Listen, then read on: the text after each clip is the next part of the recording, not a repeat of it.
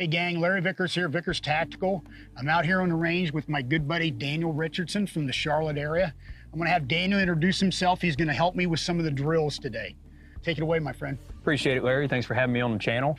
Guys, appreciate you guys having me. My name's Daniel Richardson. I'm the general manager of a gun shop in Monroe, North Carolina, EC Defense, and I also have my own training company called Richardson Precision and Training.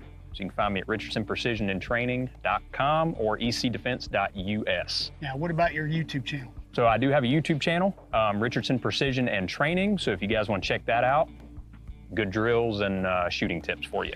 Okay, now, if you guys follow my social media, you might have noticed EC Defense trimmed my Alien base plates for me. As a matter of fact, Daniel's got one right here.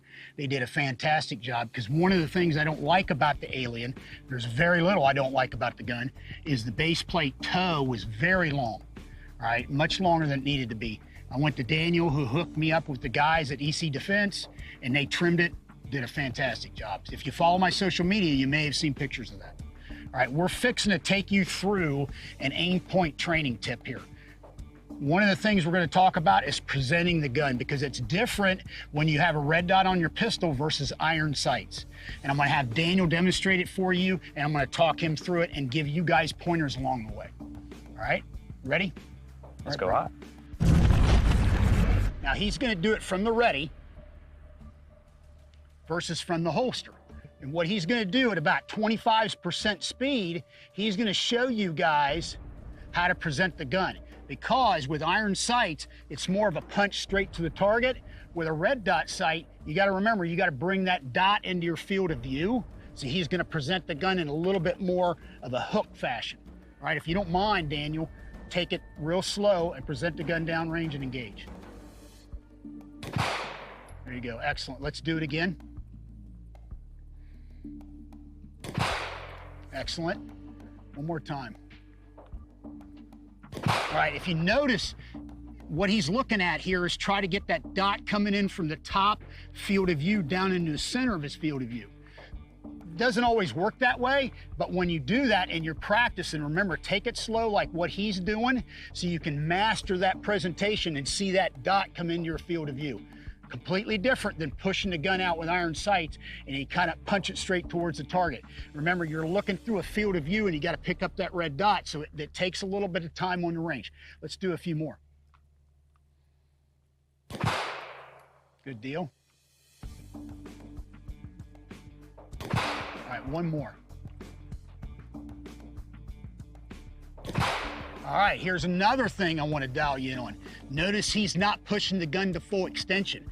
He has his arms bent a little bit, about 3/4 of the way of presentation.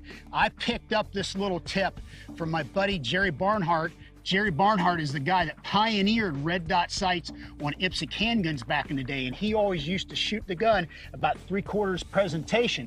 And believe it or not, just bringing that red dot field of view a little bit closer to your eye makes a big difference on not only picking the red dot up, but the field of view you have through the red dot sight. Okay, so let's demonstrate that a little bit. All right, notice the arms are bent, about 3/4 presentation, and that gives him better field of view. All right, here we go. Excellent. A couple more. All right, one more time.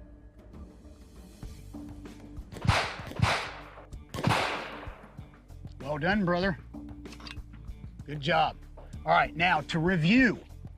Remember, on your presentation of the red dot on top of your pistol, you want to have a little bit more of a muzzle up approach where you see that dot coming in from the top of your field of view into the center of your field of view. Different than presenting the gun with iron sights. Also, remember, when you bring the gun out, bend your elbows a little bit more, about 3/4 presentation, exactly what you saw Daniel do. That helps bring that red dot a little bit closer, and it gives you a little bit more field of view through the red dot sight. All right, Daniel, you got anything you want to add before we wrap this up? Yeah, so guys, make sure if you want to get really good at shooting red dots or just your pistol in general, you got to do things like dry fire and you got to get trigger time. There is a steep learning curve if you've never jumped into the red dot game before. So make sure if you got a red dot, you got to get trigger time and you got to dry fire. Well said, my friend. Now, special thanks to Aimpoint for the training tip. If you enjoyed this, watch it again.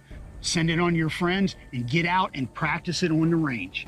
Daniel Richardson, LAV, out.